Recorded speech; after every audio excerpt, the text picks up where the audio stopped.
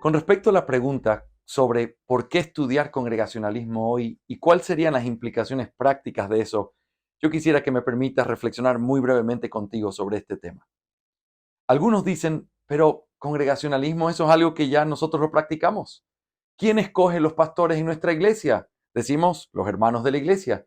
Los hermanos participan en la disciplina eclesiástica, así que estamos practicando congregacionalismo. Y quiero decir esto, claro que sí, porque esa es la esencia, es recordar la autoridad de los pastores y también la libertad que tiene la iglesia. Sin embargo, aquí hay algo importante en lo que yo quisiera tratar de mostrarte y convencerte por qué es tan importante este tema.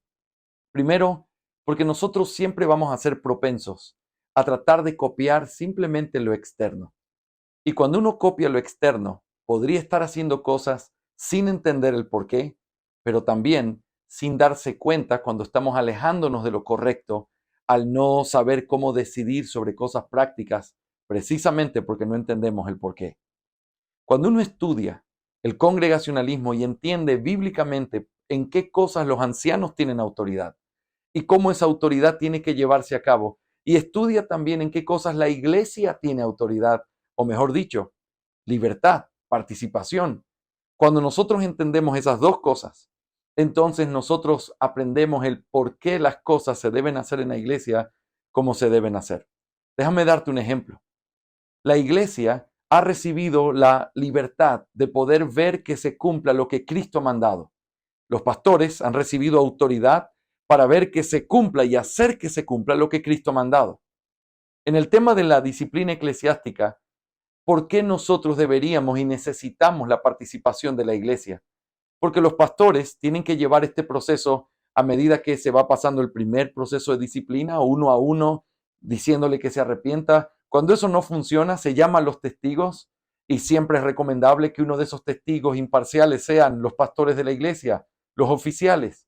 Y al tratar este tema con otros hombres y ese hombre en pecado no se arrepiente, entonces los pastores tenemos la responsabilidad de ir delante de la iglesia, mostrar el proceso que se ha llevado y entonces ahora poner a la iglesia como testigo para que ellos hagan la parte que ellos deben hacer.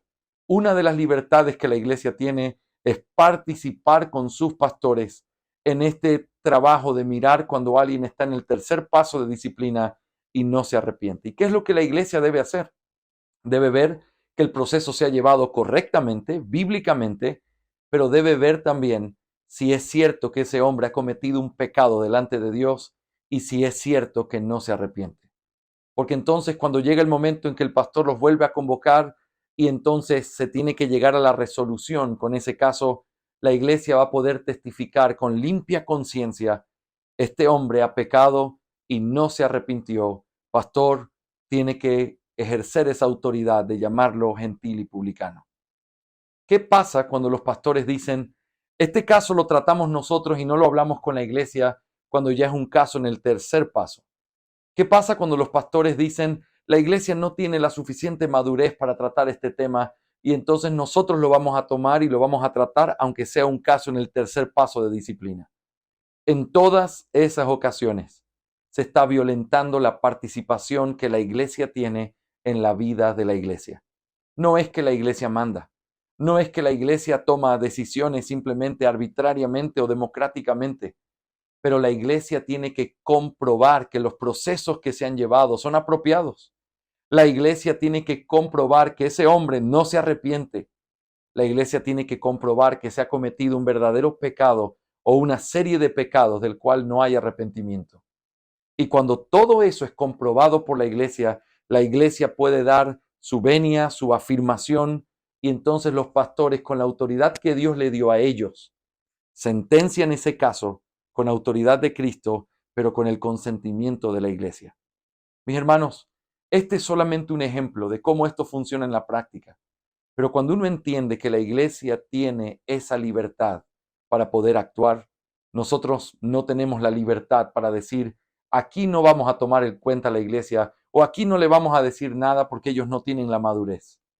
La responsabilidad Dios se la dio a la iglesia también. Y es nuestra tarea, con la autoridad que Cristo nos dio como pastores, hacer que la iglesia cumpla su parte también. El congregacionalismo enseña la autoridad de los pastores y la libertad de la iglesia. Y ninguna de las dos cosas es opcional. Ninguna de las dos cosas está bajo el criterio del otro. Se obedece lo que Cristo, el único Rey y dueño de las llaves, ha ordenado, y para eso hemos recibido estas llaves en nuestras manos.